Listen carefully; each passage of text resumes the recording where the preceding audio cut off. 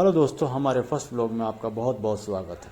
दोस्तों, हमारा first vlog ही काफ़ी कंफ्यूजिंग है, तो प्लीज़ धैर्य को बनाए रखें।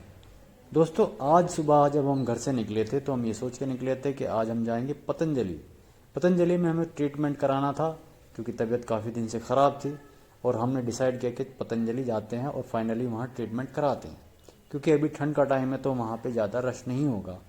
तो दोस्तों, हमारी ये सोच हमें कितनी भारी पड़ी ये हम आगे आपको चल के बताएंगे। हम सुबह सुबह घर से तैयार होकर निकले थे लगभग 7 बजे।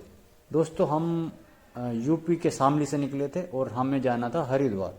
तो हम हरिद्वार के लिए निकले तो बस ने हमें उतारा लगभग वहाँ पे 2 बजे के आसपास। 2 बजे हम पतंजलि योग पीठ पहुँच गए थे।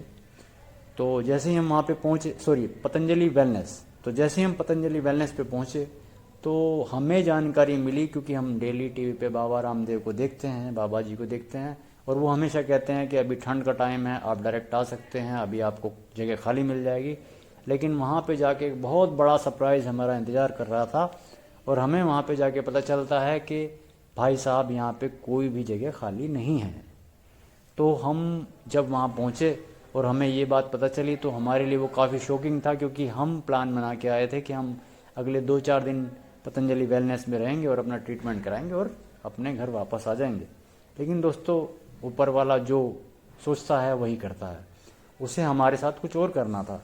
हम पतंजलि में खैर अपना रजिस्ट्रेशन कराने पहुंच ही गए थे, तो हमने करा ही लिया। तो हमारा रजिस्ट्रेशन हुआ, क्योंकि हम पहुंचे थे 29 जनवरी को और अब हमारा रजिस्ट्रेशन हुआ 1 फरवरी का। तो अभी हम वापस तो जा नहीं सकते, तो ऊपर वाले को हमें घुमाना था हरिद्वार। तो कन्फ्यूजिंग हमारा व्लॉग इसलिए था फर्स्ट, क्योंकि हम वहाँ से पहुँच गए थे हरिद्वार। पतंजलि थोड़ा हरिद्वार से पहले है, हम प्रॉपर हरिद्वार में पहुँच गए। हमने वहाँ से एक गाड़ी ली, गाड़ी ने हमें ऐसे ही रैंडमली कहीं ड्रॉप किया। उन्होंने बोला यहाँ पे आपको एक धर्मशाला मिल जाएगी। तो हमें एक सस्ती सी धर्मशाला चाहिए थी, क्योंकि हमारा बजट उतना नहीं था। तो अब हम चलते चले गए और हम पहुँच गए लखनऊ धर्मशाला। लखनऊ धर्मशाला काफ़ी रिजनेबल, काफ़ी अच्छी धर्मशाला थी। वहाँ पे जो है फैमिली रहती है, ज़्यादातर वहाँ पे फैमिली मिलती है और साफ़ सुथरा है, और वो आपको 100-200 रुपये में एक रात का रहने के लिए मिल जाएगा। तो आप भी कभी हरिद्वार आएँ तो हर की पौड़ी के पास ही है लखनऊ धर्मशाला, आप यहाँ पे आ सकते हैं। उसके लिए मैं अगला व्लॉग बना दूंगा, आप उसमें चेक कर सकते हैं। तो दोस्तों, अभी हम निकले थे लखनऊ धर्मशाला से पैदल ही हर की पौड़ी की तरफ, क्योंकि हमने सुना था कि यहाँ से हर की पौड़ी थोड़ी पास ही है, 1-1.5 किलोमीटर की रेंज में। तो हम हर की पौड़ी की तरफ निकल गए। अब हम चलते चले गए, हल्की हल्की बारिश हो रही थी। हमने किसी से पूछा कि हर की पौड़ी कितनी दूर है, तो उन्होंने बताया कि हर की पौड़ी लगभग 1-1.5 किलोमीटर दूर है, आपको रिक्शा कर लेनी चाहिए। लेकिन हमने फिर भी फैसला किया कि हम पैदल जाएंगे। तो हम दोस्तों चले जा रहे थे। तो दोस्तों, चलते चलते हम आ पहुँचे थे हर की पौड़ी पर। हर की पौड़ी पर आने के बाद हमें जो दृश्य देखने को मिला वो काफ़ी मनमुग्ध कर देने वाला था, मन को मोहित कर लेने वाला था। ज़्यादा हिंदी मेरे को नहीं आती, लेकिन मैंने जितनी थी उतनी बोल दी। अब यहाँ पर आकर काफ़ी सुकून मिला। अगर मैं एक सरल भाषा में बोलूँ, यहाँ का नज़ारा देखते ही बन रहा था। दोस्तों, यहाँ पे बहुत भीड़ थी।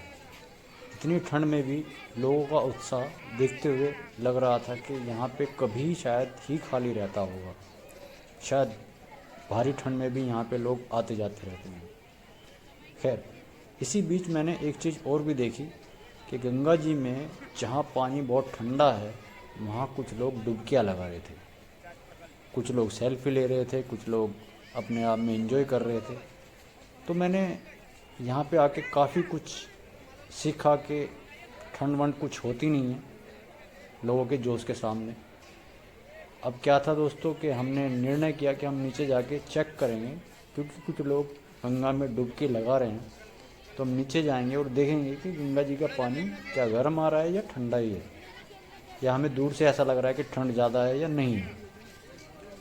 तो हमने फैसला किया कि चलो आगे बढ़ते हैं और हम नीचे की ओर चलने लगे। जैसे जैसे हम आगे बढ़ते जा रहे थे, हम देख रहे थे कि काफ़ी लोग गंगा जी के किनारे किनारे, कुछ लोग पूजा पाठ कर रहे थे, कुछ लोग नहा रहे थे, कुछ लोग आरती कर रहे थे। दोस्तों, कहने का मतलब है कि आप जीवन में अगर कभी भी एक बार कोशिश करें कि गंगा जी पे आए और शाम के टाइम ज़रूर आए। तो फाइनली दोस्तों हम उतर गए थे पुल के नीचे और हमने चेक किया कि गंगा जी का पानी आखिर कैसा है, क्योंकि लोग बड़े शिद्दत के साथ डुबकियां लगा रहे हैं, उनके अंदर कितना जोश है। और उनके जोश को देख के हमें भी लग रहा था कि पानी ज़्यादा ठंडा नहीं होगा, हमें भी नीचे उतर के डुबकी तो लगा ही लेनी चाहिए। फिर मैंने जाके जो गंगा जी का पानी चेक किया और उनके पास में पहुंचा तो मुझे पता चला कि पानी बहुत ही ज़्यादा ठंडा था। लेकिन फिर भी लोगों को देख के दिल किया आज तो नहा ही लिया जाए। फिर सोचा कि अभी हमें 1-2 दिन और रुकना है, तो हम कल या परसों में नहा सकते हैं। तो दोस्तों हमारा ये व्लॉग आपको कैसा लगा कमेंट बॉक्स में ज़रूर बताइए। धन्यवाद।